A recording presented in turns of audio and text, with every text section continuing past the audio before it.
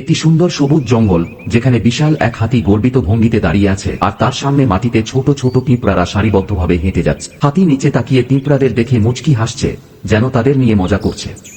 তার শরীর বিশাল, আর পিঁপড়ারা ছোট্ট দল হয়ে খাবার বহন করছে।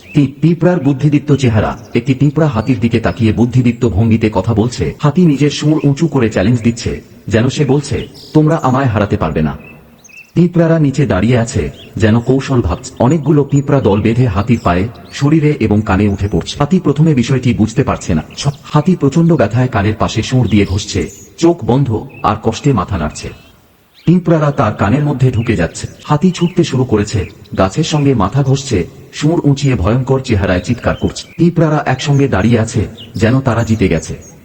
হাতি হতাশ হয়ে বসে পড়েছে। হাতি নিচের দিকে তাকিয়ে বিনীতভাবে বলছে, আমি বুঝতে পেরেছি, আকারই আসল শক্তি নয়। তো বন্ধুরা, ভিডিওটি ভালো লাগলে লাইক, কমেন্ট, সাবস্ক্রাইব করে দাও।